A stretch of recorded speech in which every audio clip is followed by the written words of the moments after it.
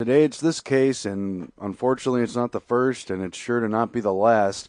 A bioethicist and a court and CPS and a hospital all say this Connecticut teen cannot refuse chemo treatment for her cancer. Yeah, they're saying that the experts have decided they know what's best for a child over that 17-year-old girl, over her mother, over her parents. And so it's technocracy. It's a medical tyranny technocracy ruled by experts. And we live in an age of state power where that power becomes more and more absolute. And the idea that you have any freedoms at all is illusory, and it slips through as soon as they don't approve of what you're doing. And here's this bioethicist, by the way, arguing that because Cassandra is 17 and still a minor, she should not have the right to say no. CMC doctors pushed Cassandra to get chemo against her will. Cassandra pushed back by running away from home, which ultimately led to DCF taking custody of her. She was then returned to CCMC to get chemo.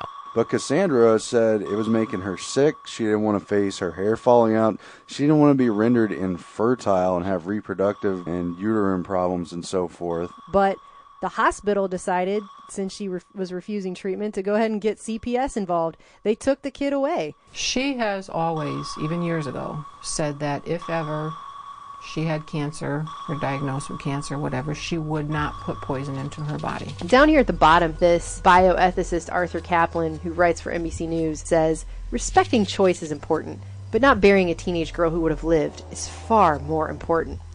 Yeah, very important. So important, in fact, that 2 months ago, this same hypocrite was on NBC News talking about how this 29-year-old girl should have the right to kill herself if she wants to. Okay? And that he doesn't understand why why there aren't more physicians across this country who are permitted to prescribe lethal doses of drugs to the dying. So if you want to kill yourself, he's all for respecting that choice. Go die right now, that's fine. But if you don't want to get chemotherapy, which could also kill you, you should not have that choice, especially not if you're 17. You as a parent don't have that choice. No one has that choice. And by the way, just so you guys know, the cancer figures of how many people are dying from cancer, you can't even trust those figures. You want to know why? Because when somebody dies of chemotherapy while being treated for cancer, guess what they mark it down as? A cancer death, not a chemotherapy death. There was a study that was published, I believe it was in 1994. They did a meta-analysis of these people all around the world who developed cancer as adults for 12 years and were treated with chemo. And they published the results in the Journal of Clinical Oncology. 97% of the time, chemotherapy does not work. 97% of the time, chemotherapy does not work.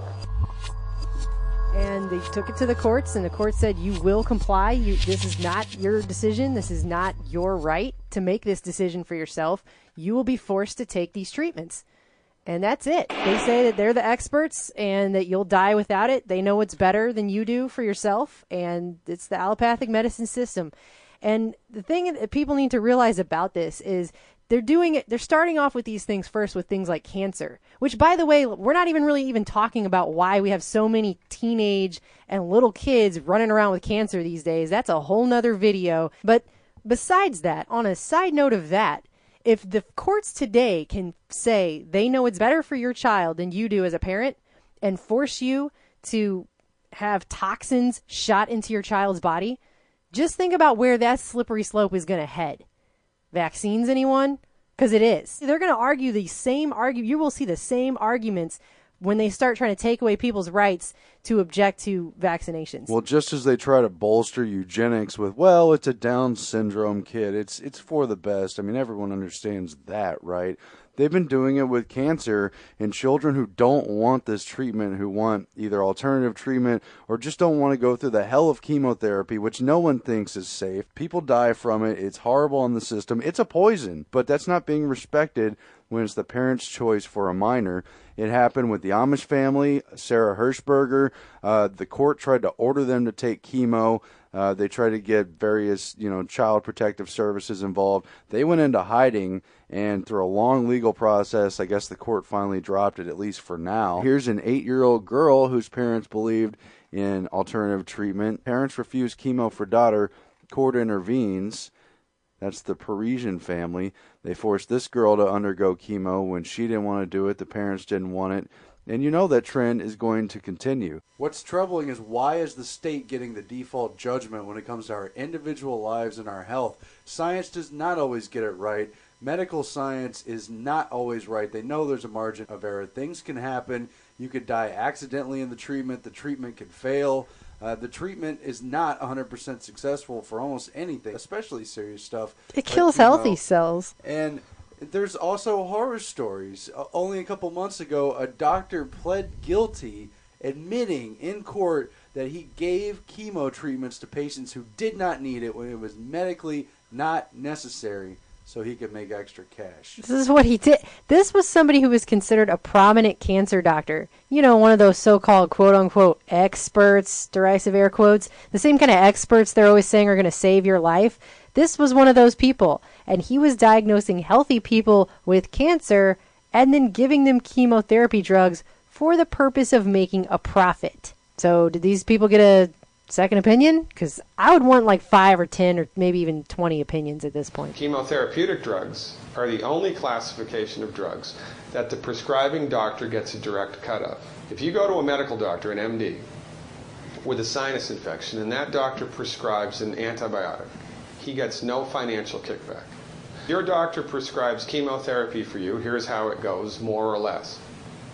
The doctor buys it from the pharmaceutical company for $5,000, sells it to the patient for $12,000, insurance pays $9,000, and the doctor pockets the $4,000 difference. We need a Bill of Rights for medical freedom. That's something that Founding Father Dr. Benjamin Rush warned about back in the day.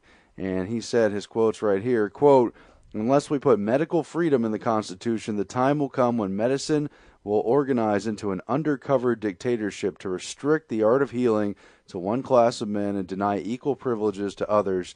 The Constitution of the Republic should make a special privilege for medical freedoms as well as religious freedoms. And food is medicine. That's traditionally been known throughout history. So food freedom, medical freedom, both of these need to be recognized as a Bill of Rights, right enshrined in the Constitution. Had that been done back in the founding days, maybe we wouldn't be so far along in a day when they're force vaccinating people, forcing chemotherapy on people, including children, and looking for more powers as well."